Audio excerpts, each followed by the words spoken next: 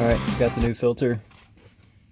As you can see, at one end there's a cork gasket that's going to mate with this hole right there. And like I said, there's 3 bolts that hold it in place. Let me see if I can try to manipulate it into place here and film. It's tight under here, but as you can see, the cork gasket aligns with that hole like that.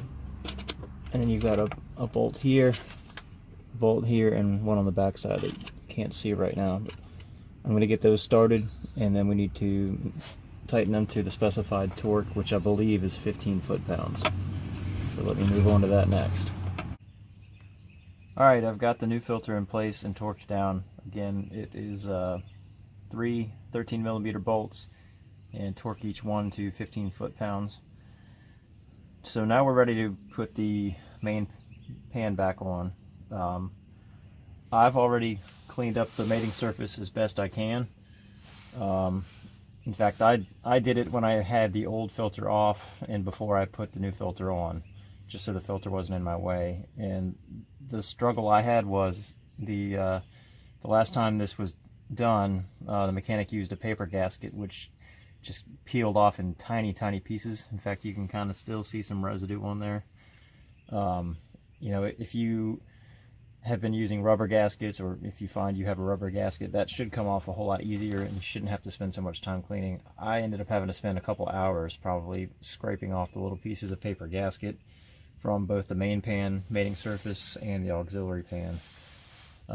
So if you're in the same boat, I would definitely recommend doing that after you take the old filter out and before you put the new filter in. I've got it pretty clean now. If you just had a rubber gasket, really all you need to do is probably just wipe it clean with a clean rag, get all the old residue off. Try to have it as dry as you can.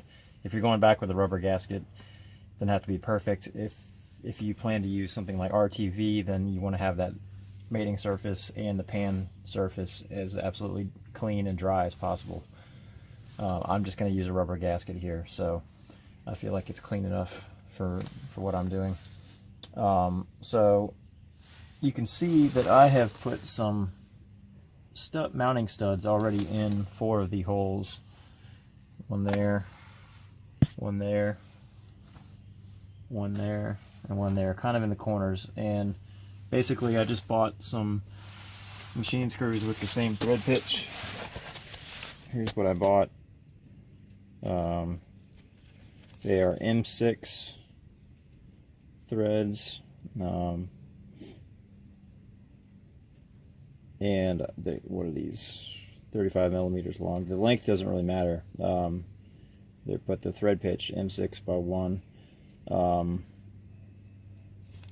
that's what's important. You just want to have them long enough so that they drop down enough for you to guide the pan on. So basically the idea is you turn these in a couple of turns, and then as you're pushing the pan up, it gives you something to aim for, because it's going to be really tough to hold the pan, line it up with the bolt holes, and get the bolts started. So if you've got these guide studs in place, you know, that'll get you started. You can kind of hold it up. Once you get 4 of the guide studs through the holes, then you can kind of just push the pan up and start your bolts, and get a few of them, you know, at least finger tight to hold the pan in place, and you can do the rest of the bolts.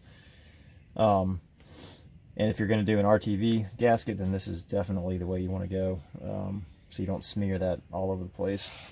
So basically you just take a hacksaw, cut the hex head off the machine screws or bolts, and then you run them in a couple of turns. They don't need to be tight, and that'll guide your pan on. So I just need to finish cleaning up the pan, and then I'm going to get it under the vehicle and get it bolted back up. Be right back. Alright, I've got the drain pan all cleaned up, and you can see I've got the gasket laid out. You can really only put it on one way because the pan's not symmetrical. That's pretty self-explanatory. And make sure you've got the magnet put back in place, and make sure you clean this off really well too, and get all that old gunk and build up off of it. And so now that this is all clean, we are ready to put it back in the vehicle. So let me get underneath and we'll move on to that. Alright, I've got the camera propped up. We're going to see how this goes. Hopefully I can film this without blocking the whole process. So I'm under the vehicle, got the drain pan ready to go, and I decided it was going to be a lot easier to fit the gasket up over those alignment studs that I showed you earlier. The holes in the gasket are small, and it makes it really easy to just put up over the studs, and they're nice and snug, so it holds the gasket in place. I don't know if you can see, but the gasket is up there. So now I just need to worry about getting the drain pan to line up with these studs that I put in, and hold it up with one hand while I take some of the bolts and stick them up under there and get them finger tight. So let's see if I can do this while filming. Let's see how it goes.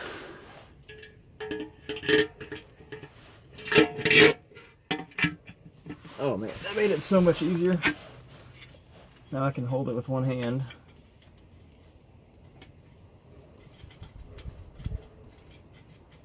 And thread in a couple of the other bolts to hold the pan.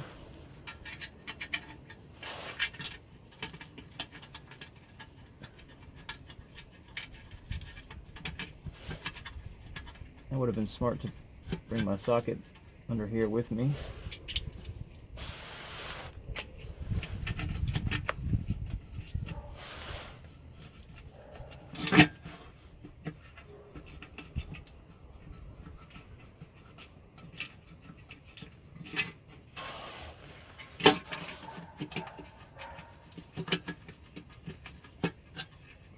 Once you get 3 or 4 of them started, you're good to go. There we go. Now we just need to take those studs back out as we go along, and we can put all the installation bolts back in, and then we'll torque them down. I can't remember the torque spec off the top of my head, so I'll check that, and that'll be in the next clip. Sit tight. Alright, so I've got all of the drain pan bolts put back in hand tight. Again, there's 16 of them, 10 millimeter socket. So I've got them hand tight. Now I need to go ahead and torque them down. I checked the manual, and the torque spec is not very much at all. It's, I think, 96 inch-pounds. So make sure you don't set your torque wrench to 96 foot-pounds. You're probably going to need a smaller torque wrench that has inch-pound increments to do this. So don't go cranking on these too tight. They don't require a whole lot of torque. Again, there's 16 10 millimeter bolts around the perimeter, and as with anytime you're doing anything with a gasket and torquing bolts, you kind of want to go in a star pattern. So I'll alternate sides and work my way around the perimeter, alternating back and forth. And make sure they're all torqued. I'll probably check them twice just to be sure. So once we get that done, we can go ahead and put the auxiliary pan back on. Again, if you didn't remove yours, then you'll be able to skip that step and go straight to putting the cross member back in. So let me torque these up, and then I'll move on to the second pan. Alright, so you can see I've got my pan with the gasket maker on it. Put a nice bead all the way around. Make sure you don't have any gaps.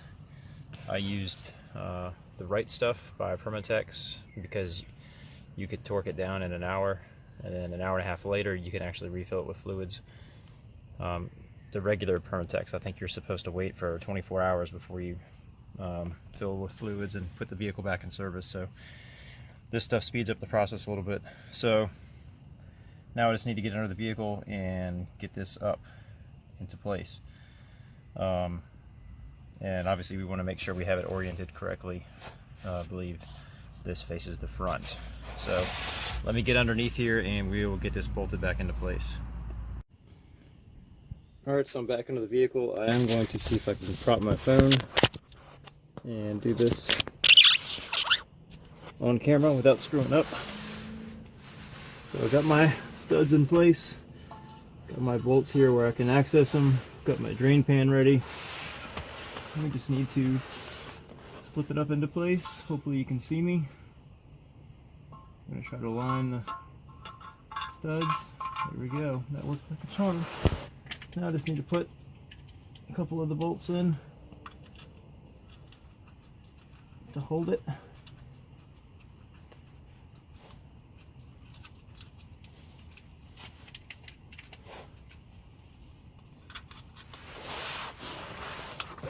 Let's see.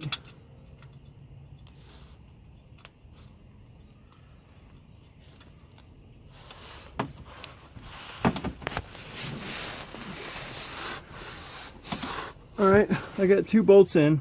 Now I just need to grab my wrench and tighten those up so that the gasket is making good contact, and then I'll put the rest of the bolts in and torque them down.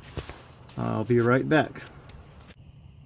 Alright, so I've got the smaller pan bolted back in, finger tight, and I need to give the RTV sealant about an hour to cure before I torque down everything to 96 inch-pounds, just like the main pan.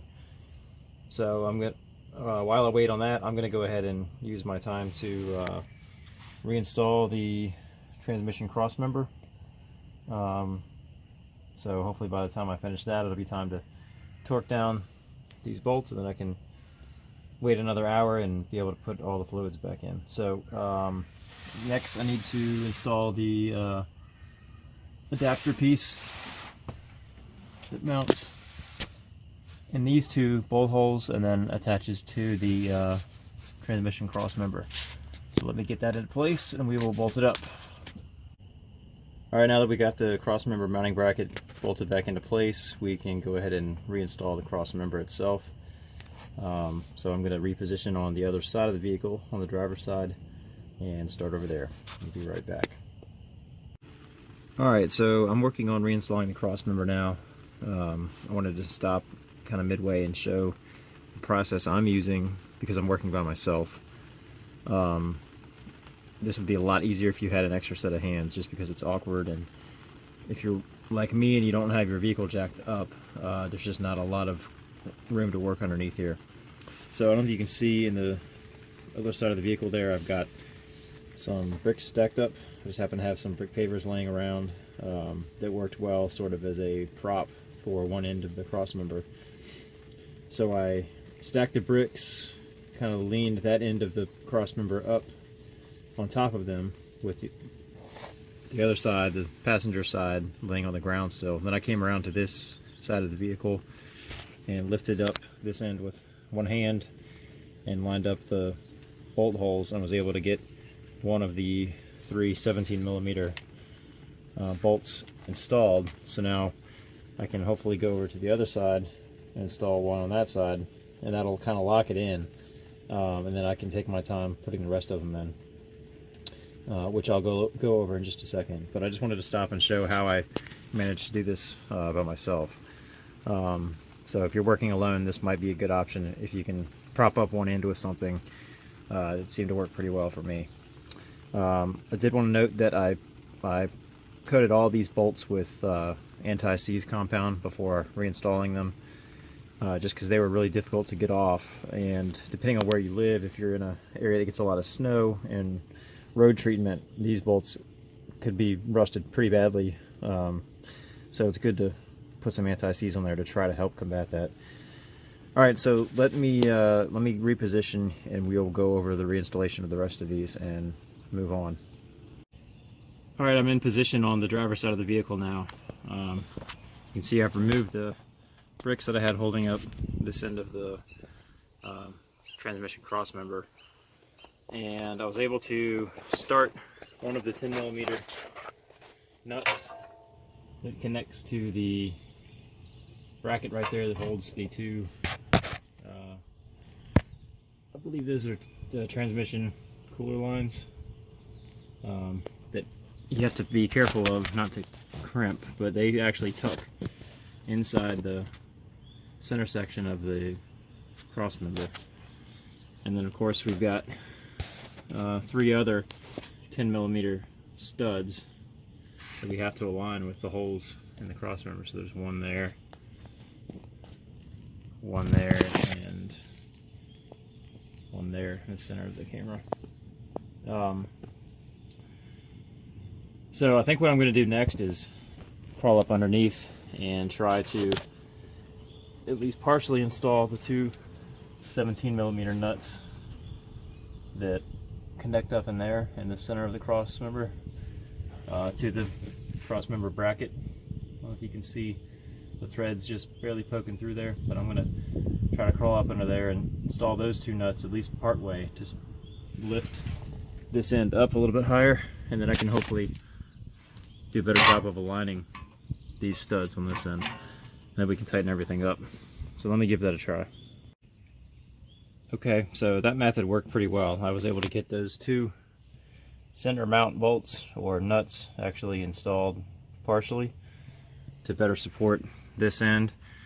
And then I did have to crank up on my jack underneath the transfer case a little bit to raise the transmission back up. And once I did that, it made it real easy to get this end up where it needed to be, and start a couple of the bolts. And I was able to kind of align the other studs. I haven't put the nuts on yet, but I did have to, on this end, kind of take a skinny extension and use it to crank up inside the bolt hole to align the cross member with the bolt hole so I could get these two bolts started. But once I did that, it worked pretty well. So now I'm just going to finish buttoning all these up. I've got a few more of them to install and tighten everything down, and then we'll move on to refilling the pan, and this job will be wrapped up. Alright, so I've got the transmission cross member all bolted back up and tightened down, and we're finally ready to refill the transmission pan with fluid. This is not going to be a fun process because, remember, you have to fill it through the fill hole in the top of the pan. So you're fighting gravity to get up there. You can see the hole there. I've already removed the plug, the fill plug. So there's multiple ways you could do this. Some people have described using a garden sprayer to pump it up into the hole. That sounds like a good idea. I don't have that set up right now. So what I'm going to do is use the top of a gear oil bottle. It's got a little nozzle here, and I'm just going to stick that up inside the fill hole and squeeze as much fluid out as I can. I think I'll hopefully be able to get half or 3/4 of the bottle into the pan, and then once I do 3 or 4 bottles, I can consolidate the remnants into one bottle and do the same thing over again until hopefully I get enough in there. I think it's going to take 7 or 8 quarts. Since I drained the main pan and the auxiliary pan. What we're going to have to do is refill as much as we can until it flows out of the fill hole, then start the engine and let it warm up and just add fluid after that. You're going to want to check it several times, and again, as the vehicle warms up, you want to get the fluid to between 90 degrees Fahrenheit and 135 degrees Fahrenheit. Once it's at that range, then you know that with the vehicle running, you just add fluid till it pours out of the fill hole, and then you've got the correct level. You do want to make sure that you have the vehicle perfectly level if you can, or as close to level as possible, because that determines the level of the fluid. So you can see I've got my vehicle jacked up on the driver's side because my driveway has a side slope to it. So I've got it as close to level as I can now. I do have jack stands over there supporting it as well. So if you do have to jack yours up, just be safe. You don't want to rely on a jack only to protect you while you're crawling around under your truck. Alright, so I'm going to go ahead and start filling. I'll probably give you a progress clip here in a second. Again, you want to use Dexron 3 fluid or equivalent. I've read different opinions on whether things like Transmax and other multi-vehicle fluids work. but supposedly any Dexron 3 equivalent fluid is acceptable. So anyhow, let me get started on trying to squeeze some of this up into the pan, and I'll give you another look here in a second. Alright, so I was able to get about, I guess maybe 3 quarts into the empty pan before it started to overflow through the fill hole. You can see I made a bit of a mess. So again, make sure you got a catch basin under there, and I would keep your fill plug handy. After you get about 2 quarts in there, just start adding the fluid slowly until you see it to start to dribble out a little bit, and then put the fill plug in. And this is when I need to start the vehicle and let the fluid pump through the system a little bit to empty the drain pan again, so I can keep adding fluid. Probably won't run it long, but long enough to suck some of that fluid out of the pan. And I'll just keep doing that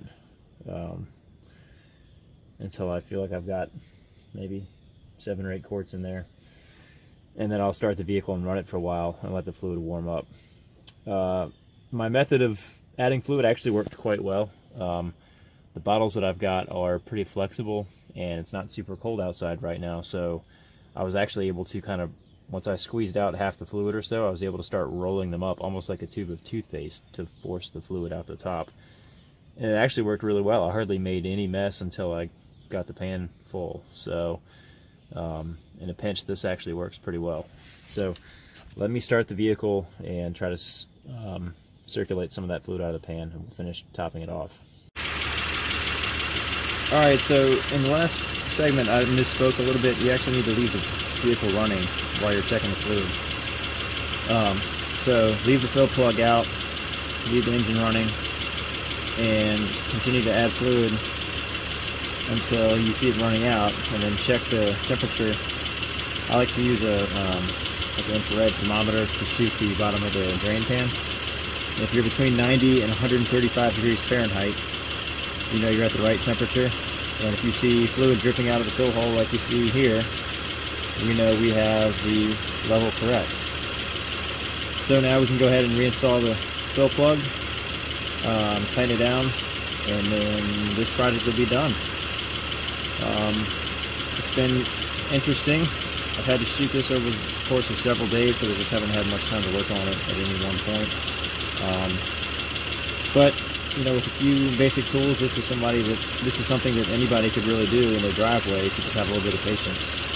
It's not very much fun, and it's a shame that you have to go through so many steps just to get the drain pan off, but not much we can do about that. So anyhow, I hope that this video has been helpful. Sorry that it's been kind of disjointed, but hopefully you found something useful. Thanks for watching.